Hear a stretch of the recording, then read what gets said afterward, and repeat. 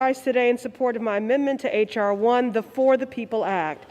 H.R. 1 is bold, transformative legislation which fights voter suppression, promotes access to the ballot, cracks down on money in politics, and provides transparency to the American people. Passing this bill has never been more urgent. We must act to protect and preserve our democracy. My amendment gets to the heart of H.R. 1 and recognizes the contributions that young people continue to make to our democracy. By lowering the federal voting age from 18 to 16 years of age, my amendment would enfranchise young Americans to help shape and inform the policies that will set the course for our future. From police violence to immigration reform to climate change to the future of work and minimum wage, our young people are organizing, mobilizing, and calling us to action. They are at the forefront of social movements and have more than earned inclusion in our democracy. Mr. Speaker, 16 and 17-year-old constituents of mine are supporting their families. They are working not for enrichment or to build a resume, but because they have no choice. They are attending school full-time and taking care of loved ones in the midst of the COVID crisis. Young people are contributing both to the labor force and their local economies by paying taxes, and yet they are deprived of the opportunity to exercise their right to vote. Some have questioned the maturity of our youth. I don't. 16 and 17-year-olds today possess wisdom and maturity defined by today's challenges, hardships, and opportunities. They deserve and demand a government that is accountable to them, a government that values their voices and understands the depth and breadth of their lived experience. They are not a monolith, but they are nation builders, living through a global pandemic, confronting racial injustice, and rebuilding our democracy.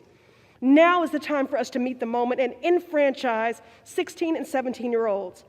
I would like to thank my colleagues and dear friends, Representatives Ming and Schakowsky, for their leadership on this issue and for co-sponsoring my amendment. And with that, I would like to yield 1 minute to the gentle lady from Illinois.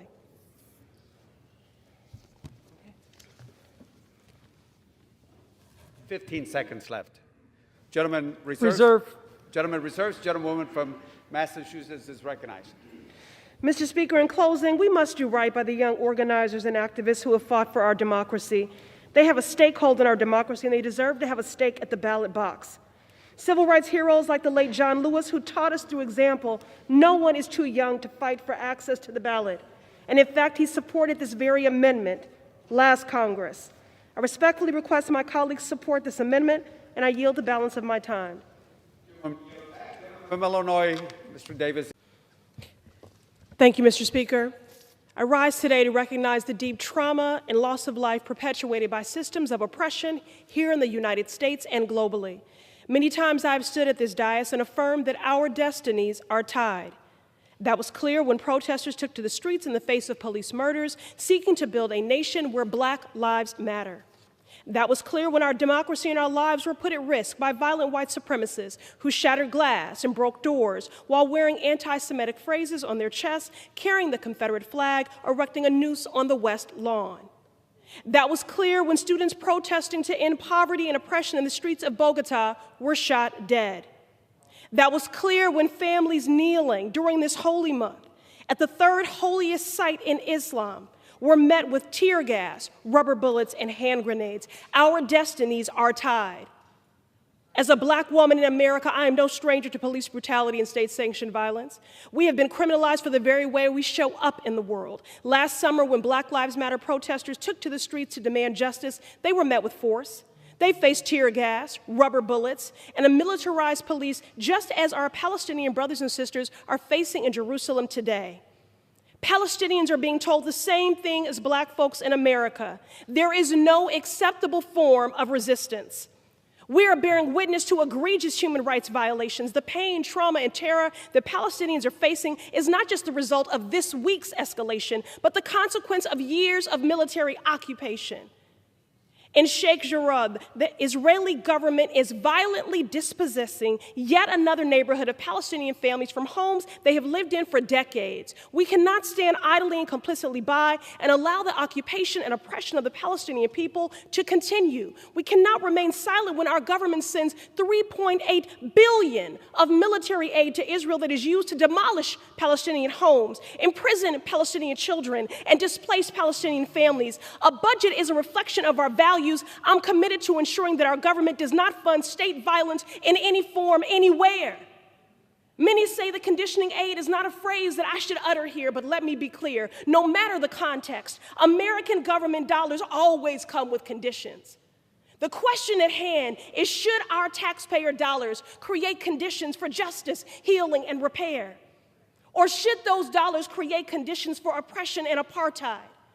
Now, while I hold space for the storied history and unique lived experiences on the ground globally, there is a through line here. And whether we are talking about the militarization of our communities or weapons of war, the question is the same. If our budgets are a statement of our values, what do we value? Whose lives do we value? We have seen footage of Israeli and Palestinian children huddled fearfully while rockets blanket their homeland. No child should live in fear. No child should grow up in the midst of a conflict that robs them of a childhood, and Palestinian children do not have the same protections afforded to them. Without the U.S. exerting pressure on Israel to de-escalate, the explosive situation in Jerusalem is igniting further violence, not just in the city, but beyond. It is clear there is a grave asymmetry of power here. Palestinians do not have a sovereign state and the protections that come with it. Following forceful violence against the Palestinians simply seeking to remain in their family homes, militant groups in Gaza have launched rockets at Israeli cities, resulting in 7 deaths, including a child. In response, the Israeli military has launched severe attacks on Gaza, killing 83 people, 17 of whom are children. This is devastating. The destinies of the Israeli and Palestinian people are tied. Our outrage at the pain, violence, and oppression they face must be clear and unapologetic. Equal outrage for violence perpetrated against all people, and moral clarity when state-sanctioned violence is claiming the lives of innocent mothers, fathers, daughters, and sons. From Jerusalem to Boston, from Randolph to Gaza, from Colombia to Yemen, our destinies are tied, and everyone deserves to live free from fear and to know peace. Thank you, and I yield to the gentleman from Wisconsin. Thank you very much for those remarks. I'm going to ask. First, the last amount that it's my understanding that President Biden had proposed was $10,000. Well, that's great, because in all the conversations that I've been a part of with impacted people, they see that $10,000 as not even interest. Congress gave President Biden the authority through the Higher Education Act to cancel debt. And so while we have introduced resolutions and legislation to get at this, why should the American people continue to struggle under the weight of this and wait for a legislative process when President Biden, with the stroke of a pen by executive action, authority given to him through the Higher Education Act, can immediately mitigate this hurt? And again, this is critical to a just, robust, and equitable recovery from this pandemic. This is the moment. This does jumpstart the economy. And it's about the recovery, it's economic justice, it's racial justice, it's generational justice. And these goals are all consistent with the things that have been verbally expressed by this administration that they want to do. I'm in ongoing communication with the White House, and I'm grateful that those lines of communication remain open. I've been encouraged by those conversations, but I told them, listen, if you're going to speak to the role that Black women have played on the ballot and at the ballot box, Black women are the most educated and the most burdened by student debt. So you can say the words of appreciation. Policy is my love language. Cancel student debt. So he has the authority and, moreover, the mandate, a decisive mandate from the diverse coalition that elected him. And Jillian has one last question from the. Thank you, Madam Chair. The House just passed the Build Back Better Act. We're closer than ever to delivering overdue support for workers, for families, and the economy. There's truly just so much for us to feel hopeful about. Unfortunately, many Republicans are working overtime to distract from these historic accomplishments. Today, they speak about inflation, and they speak about it without any nuance or any context, and they refuse to put forth serious solutions. They use their platforms to discourage people from getting vaccinated, which will only prolong pandemic-induced inflation. They spread lies that the Build Back Better Act will add to the deficit, despite 3 years ago enthusiastically passing Trump's tax break for the wealthy bill, knowing it would add $2 trillion to the deficit. I'm tired of the fear mongering and misinformation. So let's today, in this moment, set the record straight about the Build Back Better Act. Secretary Yellen, please answer yes or no to these questions wherever possible. Would providing universal pre-K and drastically cutting the cost of childcare have a positive impact on the economy?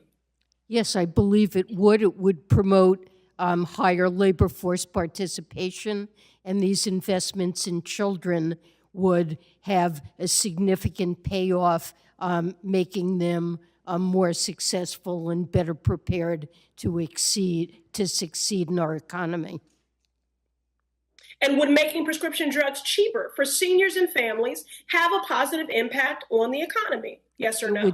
Yes, it would certainly cut the cost of living, especially for retirees who have been struggling with the cost of prescription drugs, but many others as well. And would investing in more affordable housing have a positive impact on the economy? Yes or no? Yes, I think that's been a very significant problem for decades and has made it exceptionally difficult, especially for lower income families, to manage in expensive parts of the country. And would the expansion of the child tax credit, a tax cut for the lowest earning families, have a positive impact on the economy? Yes or no? Yes, and it's already done so in the months after the child tax credit has been paid out. We've seen a substantial decrease in the number of families reporting food insecurity. So 0 Republicans, 0, voted for the Build Back Better Act, despite it containing substantial, serious, and popular solutions to combat inflation, supply chain issues, and financial hardship, solutions that are fully paid for. To try to justify their no vote, they are spreading lies about this bill. They say the bill will cause long-term inflation. Wrong. That is a falsehood. They say it will add to the deficit. Wrong. That is a falsehood. Anything to delay solutions and distract the public from their government spending hypocrisy. Secretary Yellen, what are the real causes of inflation, and how will policies that stop the spread of COVID-19 and support labor participation help to fight it? Well, to my mind, the real causes of inflation reflect the impact the pandemic has had on the economy. The programs that have supported income have kept demand at a solid pace and enabled our economy to grow the fastest of any economy, to bring down unemployment toward more normal levels. But because of the pandemic, demand shifted massively away from services and toward goods. That huge demand for goods has resulted in massive supply chain bottlenecks that have crippled our ports and transportation system and caused a shortage of semiconductors that have led to huge increases in the price of new and used vehicles. And because of the pandemic, a substantial number of workers have not returned to the labor force, I believe because they are concerned about the health consequences of working in face-to-face type jobs, and probably also because of childcare concerns. Secretary Yellen, in the remaining time I have, I do want to give you the floor to talk about the revenue-raising provisions that will pay for the Build Back Better Act's investments. How will they both make wealthy corporations? Sorry, I yield. The gentleman's time has expired. I